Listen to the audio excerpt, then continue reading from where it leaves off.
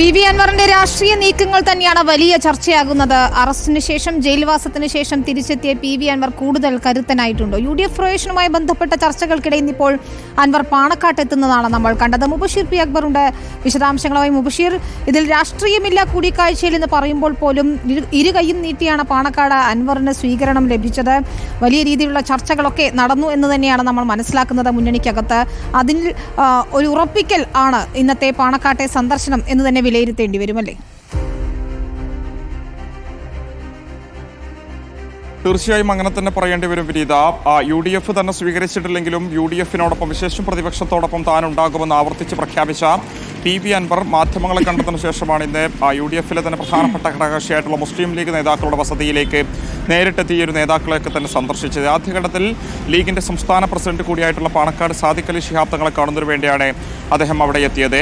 സാദിഖ് അലി ശിഹാബ് തങ്ങളെ കണ്ട് ഏറെ നേരം സംസാരിച്ചതിന് ശേഷം തങ്ങൾ തന്നെ മാധ്യമങ്ങളെ കണ്ട സമയത്ത് സാധാരണഗതിയിൽ ചൊവ്വാഴ്ച ദിവസമായതിനാൽ തന്നെ സന്ദർശിക്കുന്നതിന് വേണ്ടി നിരവധി ആളുകൾ വരാറുണ്ട്.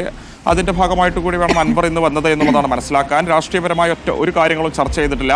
അതേസമയം അൻവറിനെ മുന്നണിയിലേക്ക് എടുക്കുന്നതുമായി ബന്ധപ്പെട്ട കാര്യങ്ങൾ UDF നേതൃത്വമാണ് തീരുമാനിക്കേണ്ടത്. UDF-ന്റെ കൂടിയാലോചനാ യോഗങ്ങളിൽ ഇവയൊക്കെ തന്നെ ചർച്ച ചെയ്യുമെന്നുള്ളതാണ് സാദിഖ് അലി ശിഹാബ് തങ്ങൾ പറഞ്ഞു വെച്ചത്. പാണക്കാട് കുടുംബത്തിൻ്റെ ധാർമ്മിക പിന്തുണ തേടിയാണ് തൻ്റെ പോരാട്ടങ്ങൾക്ക് വേണ്ടിയുള്ള മുന്നോട്ടുള്ള യാത്രകൾ പിന്തുണ തേടിയാണ് പാണക്കാട് എത്തിയതെന്നുള്ളതായിരുന്നു സാദിഖ് അലി ശിഹാബ് തങ്ങളെ കണ്ട ശേഷം അൻവറിൻ്റെ പ്രതികരണം. തൊട്ട് പിന്നാലെ തൊട്ടപ്പുറത്തുള്ള കാരാത്തോടുള്ള മുസ്ലിം ലീഗിൻ്റെ ദേശീയ ജനറൽ സെക്രട്ടറി P.K. കുഞ്ഞാലിക്കുട്ടിയുടെ വീട്ടിലും പി.വി. അൻവർ MLA എത്തി. കുഞ്ഞാലിക്കുട്ടി അദ്ദേഹത്തെ സ്വീകരിച്ചു. അതിനുശേഷം മലയോര മേഖലയിൽ നിലനിൽക്കുന്ന നിരവധി പ്രശ്നങ്ങൾ മുസ്ലിം ലീഗും കാലങ്ങളായി ഉന്നയിക്കുന്നതാണ്.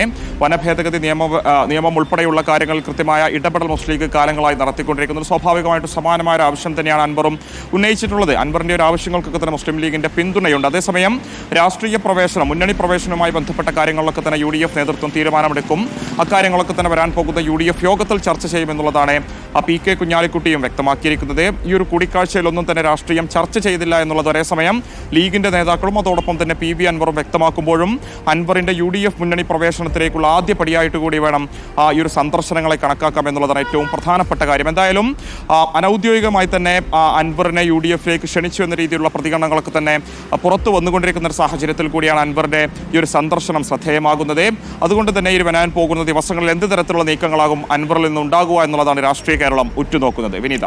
ശരി, മുബഷീർ പി. അക്ബറാണ് വിവരങ്ങൾ നൽകിയത്. ഏതായാലും അൻവർ ഇന്ന് പാണക്കാടെത്തി തങ്ങളെയും P.K. കുഞ്ഞാലിക്കുട്ടിയെയും കണ്ടതിൽ വലിയ രാഷ്ട്രീയ നീക്കം ഉണ്ട് എന്ന് തന്നെയാണ് നമ്മൾ മനസ്സിലാക്കേണ്ടതും. UDF പ്രവേശനം ഏതാണ്ട്